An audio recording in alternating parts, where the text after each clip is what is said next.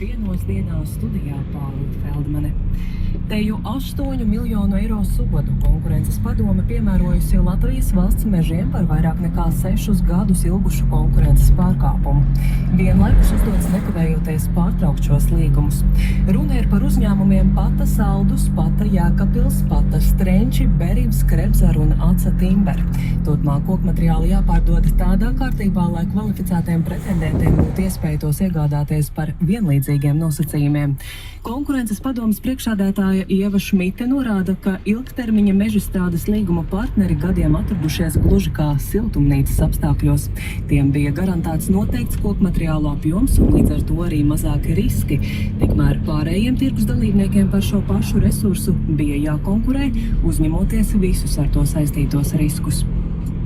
Ilgstoši Latvijas valsts meži kopš šo pārunu procesu uzsākšanas jau vismaz no šī decembra 2024. gada varēja novērst šo neatbilstību, bet ir ieturējis pasīvu attieksmi neatbilstības novēršanā. Līdz ar to iestāde pārgāja pārkāpumu lietas izpētē, un tas nemaina arī šo iestādes secinājumu. Tas fakts, ka 30. janvārī Latvijas valsts meži informēja iestādi par to, ka tā ir vērsusies tiesā ar lūgumu par pagaidu noregulējumu, pagaidu šo līgumu apturēšanas iespējām, jo skaidrs, ka pagaidu noregulējums tas ir terminēts regulējums, un tas nenovērš galējā apmērā šo pārkāpumu, kas ir šajā gadījumā šī diskriminācija. Daļa uzņēmumu paziņojusi, ka lēmumu pārsūdzēs, jo padomi iejaucēties tirgus pārdalē. Jāpiebilst, ka konkurences padomes lēmums nav saistīts ar tā dēvēto kokrūpnieku lietu. Šoreiz vērtētas priekšrocības, ko atsevišķiem uzņēmumiem deva vēsturiskie ilgtermiņa mežstrādes līgumi. Savukārt kokrūpnieku lietā runa ir par atbalstu uzņēmumiem, kas piedalījās publiskajās koksnes izsolēs.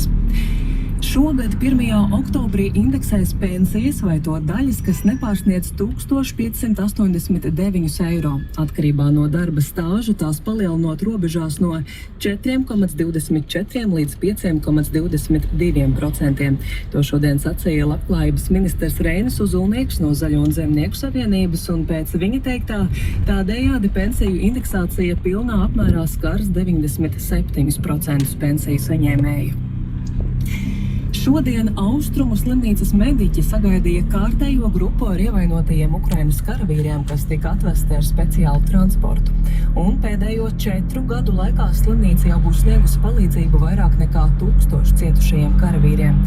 Ievainojumi ir dažādi, no roku un kāju sakropļojumiem līdz dzirdes un redzes traucējumiem, arī smagiem psiholoģiskiem traucējumiem un atkārtotu operāciju nepieciešamību.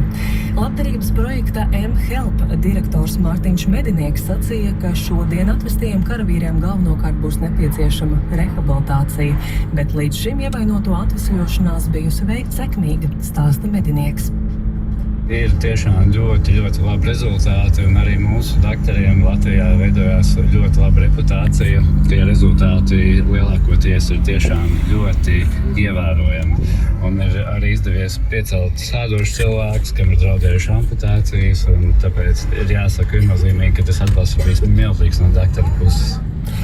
Igaunijas valdība lēmusi uz nenoteiktu laiku pagarināt pašlaik spēkā esošo regulējumu, ka robežkontroles punktu uz Igaunijas un Krievijas kontroles līnijas darba laiks ir no 7:00 rītā